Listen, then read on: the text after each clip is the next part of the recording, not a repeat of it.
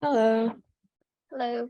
So my question is, being in a male-dominated field, how do you find yourself code switching to fit in, and how important is it to be your most authentic self? I would say since I've been practicing for about 2.5 years now, and I would say time that I've been here, I was just like what Judy and Danae said, like scared to speak up at first, and didn't really want to step on anyone's toes and all of that stuff. But the longer I was here and the more I got comfortable with people around me, um, it's just kind of natural. You just start to be yourself a little bit more.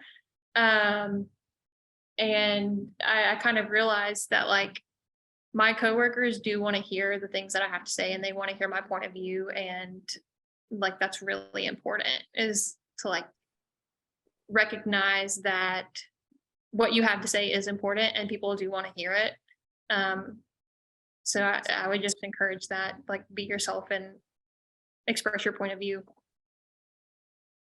I completely agree. And thank you for your question, Julia. You're welcome today. Um, I would definitely say I would completely agree with Bree because of the fact that one thing I didn't mention is that when I came up here, like one of the hard things, yes, was the Southern hospitality not being there and things like that. But I felt like I was too much, or I felt like I was always the one saying, "Hey, good morning," and people would be like, like just looking like looking at like, "What's that?" But like Bree said, as far as being yourself and like continuing to be comfortable in the space that you're in. And so like now I can say after the 4.5 months now that I've been there, it has gotten so beautiful to where now people are saying good morning to me first. And like as long as you're able to have a voice and be able to speak up and be able to be comfortable in your environment, people will be so accepting of that. And if you cannot, then that is not your environment. That was really nice. Thank you, Julie. That was a great answer. Yeah. I think we've all learned like, hey, it's okay to be yourself. You live your most authentic self because you only have one life, right? So it's up to you. Like if you want to be at a firm that maybe pays you more, but you can't speak your mind as much. But if that is not worth it to you, then it's your choice to find somewhere else that lets you say all the opinions that you want. Because if that's going to make you happy, like that's going to make you happy, And one thing that I have to constantly remind myself, like this going off of what Bree said about speaking out, and like opinions are really, really valuable. Like sometimes I'm like, I have too many opinions about everything, especially like when you start designing stuff and you're like, okay, like what doorknob am I going to go with? It's like, is this light switch going to be right? Like what screws are we going to use for the light switch? Like we got to figure this out. It's like, Jesus Christ, there's like 1,000 decisions made in one room, really. And it's like, oh, people are paying you to have an opinion. So go ahead and say that shit. Like, I like the black one. I don't like the white one. Or like, we're going to go with stripes. Or, like opinions are good. Like people value that. It's just like sometimes when it comes from a woman, people are like, you have too many opinions. But in reality, that's the whole reason we have the job. It's like we have been taught good design. We have opinions, and that's a good thing. Thank you. Thanks, Julia. Yeah, I think one of the things that Julia said, something about code switching, and I think I find myself doing that occasionally. Like I'm also have like really bad imposter syndrome too, because I'm like teaching at the same university I got my degree, and sometimes I wonder. Here's my personal trauma while we're at it. Sometimes I wonder like if I'm capable of like teaching you guys, or if what I have to say, right, it's basically like your opinion, but if I have to say is important enough. And I find myself like maybe parroting or maybe code switching to what I think people want me to say so that I can fit in, right? With that, if that makes sense.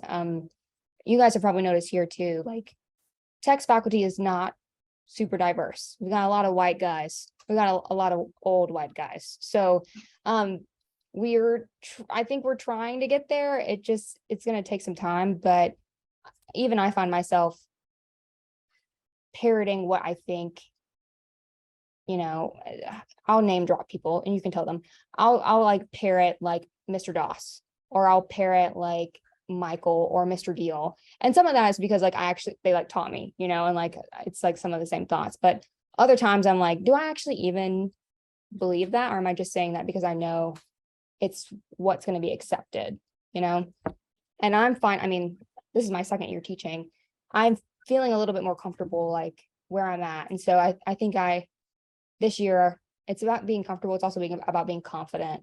I feel like I'm being more of myself and kind of being weird, and think people are slowly accepting me, I think, because of that. So yes, I think if you find yourself talking differently, I mean, you can observe that about yourself and then ask yourself why. And I think that's really important. Cool. Any other questions about kind of what we've talked about so far? We have one more question.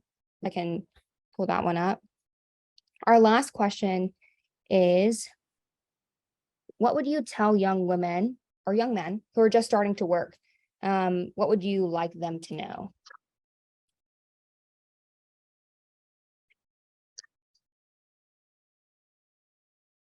I'll start. This is not even to do. I kind of like when we were scheduling this and they're like, yeah, we're gonna be talking about women in architecture. And I was like, I just want to talk about working because I just want to talk about compensation. I don't know. I talk about money a lot, and I would really have wished people had talked about money with me more often. Make sure you're getting paid. Seriously, like you're trading your time for money. So make sure that you're getting the right amount, enough to live on, enough to make sure that you won't have to work forever. Like the world is changing. There's no more pensions anymore. Like you gotta plan this all of it out, and that's why like when I first started talking, I'm like, if someone's asking you to do something, it's your choice to say yes or no. And if you say yes, make sure you're getting paid to do that thing. Just because like out of this group, we've worked in a lot of different locations and states, and that's going to affect how much you're getting paid, what type of lifestyle you're going to have outside of work. Like if the cost of living in somewhere is higher, then ask for more money. It's not weird. That's kind of a part of advocating for yourself. That's like one really important skill that's going to benefit you in so many ways, because it's going to really make you money, and it's going to earn you respect, and it's going to do so many things to be able to say like, I disagree. This is why, and this is what I think. Like, no to your offer. I want this amount, XYZ. I deserve it, XYZ. Having a reason for why you deserve a job, why you would be good in a job, and why you should be compensated for that job. Just do a lot of research. Don't be scared to talk to people about money. Some people are uneasy about it, which is understandable. Respect people's boundaries in that way. But like surprisingly, a lot of people will share how much they make, what kind of benefits they have, and then you can use that to help advocate for yourself. And I would recommend, if you are kind of comfortable with that, if someone were to ask you, how much do you make? Tell them. No, that's we'll really good. bounce off of that. I'm sorry, we'll bounce off of that. You guys go online when you're looking up a job and look up the AIA salary calculator for architecture. And it'll tell you exactly what you need to know as far as, okay, I'm a first year intern, or I'm a recent graduate, or I have a master's. Like, that's beautiful. And it tells you for your region, it tells you for your position, everything. So like, you take that and run with it.